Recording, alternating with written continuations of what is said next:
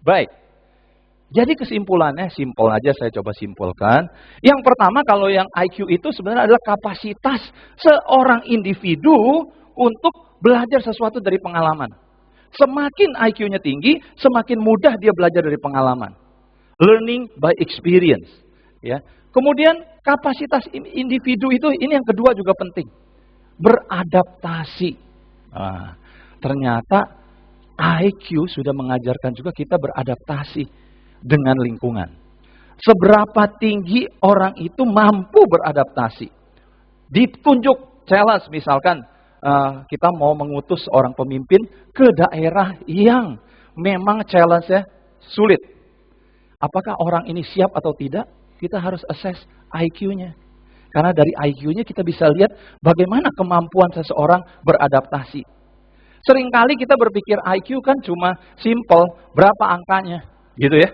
Betul Bapak Ibu ya? Karena zamannya saya, tes IQ cuma 1. Ya, dengan 3 huruf aja itu badannya. Ya. Nah, padahal banyak aspek di dalam IQ yang kita bisa kenali sehingga kita bisa memilih pemimpin yang tepat. Baik. Berikutnya adalah kemampuan adaptasi kembali penting dan ya Wessler mengatakan itu, kapasitas individu untuk bertindak dengan benar, berpikir dengan rasional, dan berhubungan dengan orang secara efektif. Tuntutannya makin tinggi. Dulu 100 sampai 110 oke. Mulai syaratnya 110 sampai 120. Sekarang yang minta, Pak kalau bisa yang 120 ke atas deh. So the challenge is higher and higher. The competition is tougher and tougher. So if we want to be a leaders, we have to be ready also in this point. Jadi kita nggak bisa, karena memang semakin tinggi IQ seseorang, analytical thinking dia, problem solving dia lebih baik. Even ada beberapa aspek nanti saya akan bahas sedikit, tapi saya mau coba angkat segini. Nah, Einstein kira-kira ada di mana menurut Lewis Terman punya profile? Nah, ini kira-kira Einstein ada 160, kurang lebih di sini. Nggak tahu Bapak Ibu ada di mana. Tapi jangan takut, tenang. Kalau di antara 85 sampai 115 aja itu 70% average. Iya kan? Jadi kalau di antara itu masih 86 ya, masih termasuk 70% di dunia ini populasi.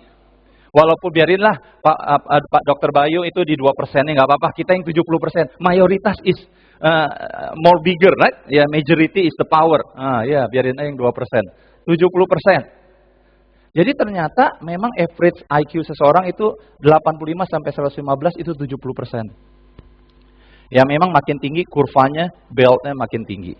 Nah, makin sedikit ya. Jadi ini yang paling tinggi 100, makanya dibilang IQ-nya average. Itu 100 sampai 109 average. Saya prihatin, pernah datang seorang ibu bawa 2 anak ya, ketemu saya, "Pak Bambang, tolong dong nih Pak. Ini ada 2 anak saya, dua-duanya cewek ya. Yang besar nih pinter loh Pak. Fashion show.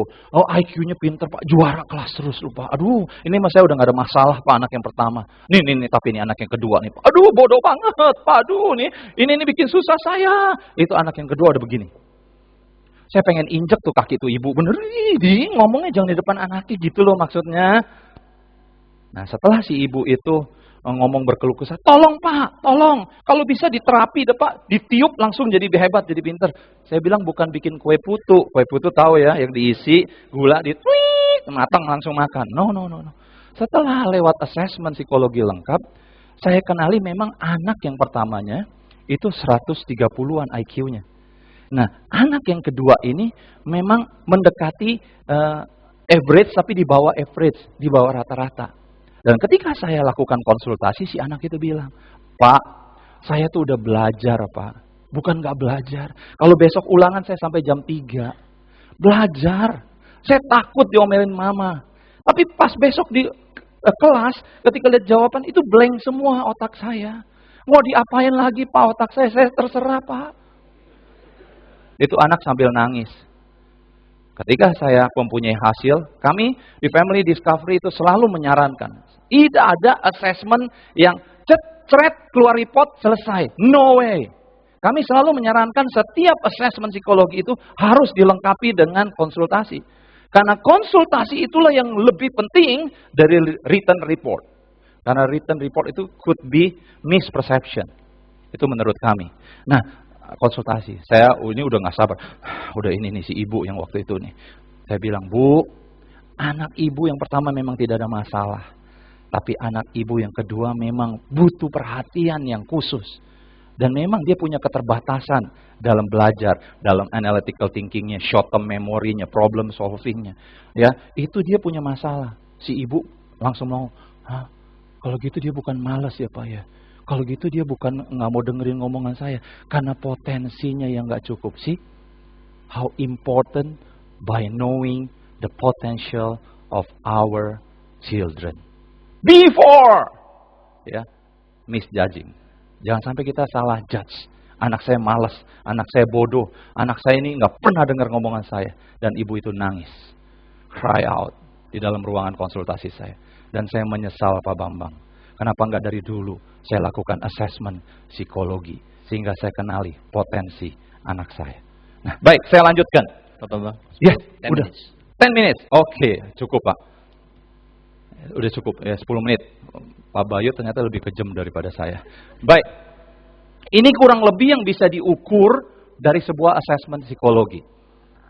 Karena assessment psikologi, Bapak Ibu, jangan hanya berpatokan kepada IQ semata. Karena ada spidol ya rusanya. Rupanya tadi ada spidol. Oke. May I? Pak, thank you. 10 menit saya harus cepat-cepat tulis. Biasanya kami selalu melakukan assessment ya yang disebut kepribadian.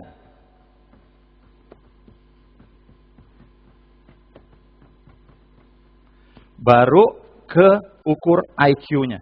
Nah, jadi kita melakukan assessment kepribadian ini dan IQ kita bisa lihat combine-nya. Ya. Di sini kita bisa lihat kalau ini lebih kepada IQ-nya, intelijensi umumnya, sistematika berpikirnya. Kita lewat assessment ke IQ ini betapa kita bisa kenalin potensi pemimpin kita dari sisi sistematika berpikirnya. Bisa sih bisa bergaul, bisa ngobrol, bisa nyesuaiin, tapi berpikirnya loncat-loncat. Apakah bisa jadi pemimpin? Kemudian ketajaman pengamatannya. Ya. Kemudian kemampuan analisa sintesanya. Makanya banyak orang sales ngomongnya gini, wah orang sales mah pinter ngomong, memberikan janji, bukan bukti. Kenapa? Karena ketajaman berpikirnya kurang, bisa jualan doang. Mungkin, mohon maaf kalau ada orang sales di sini. Tapi saya percaya orang-orang sales di sini adalah leader yang memenuhi syarat ini semua sebagai pemimpin. Ya, nah kemampuan analisa sintesanya. Kemudian, ini yang lain, versi yang lain. Ya, ada kemampuan berpikir konkret praktis dan lain-lain. Nah, di sini ya, lewat assessment IQ kita bisa sebenarnya mengetahui analytical thinking,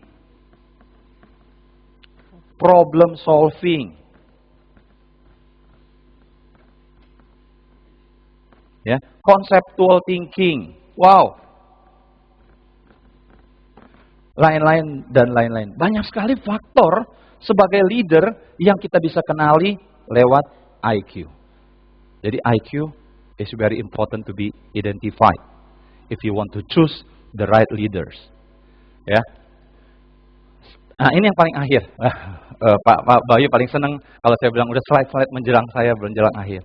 Ternyata di antara orang IQ-nya itu pinter-pinter, ada masalah yang membuat seseorang itu gagal. Masalah-masalah ini Sternberg ini adalah salah satu pakar yang mempelopori tentang IQ, ya. Kita lihat, ternyata orang kenapa bisa gagal walaupun IQ-nya tinggi? Belum tentu EQ-nya rendah, belum tentu. Tapi ternyata dia ada lack of motivation. Dia ada lack of impulse control. Dia nggak bisa kontrol gerakan refleksnya dalam hal bertindak cepatnya terburu-buru. Dia lack of perseverance. Dia lack of failure, fear of failure, takut gagal. Dia procrastination. Ini saya banyak sekali eksekutif yang melakukan personal counseling dengan saya, consultation. Karena penyakitnya, dia udah senior manager perusahaan asing, dia procrastinator. Last minute always. To give report last minute.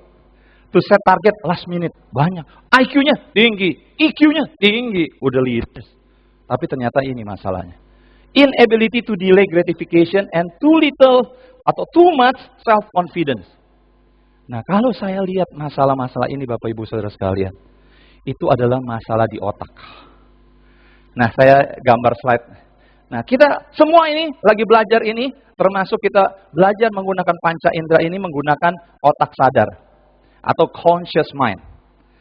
Conscious mind itu punya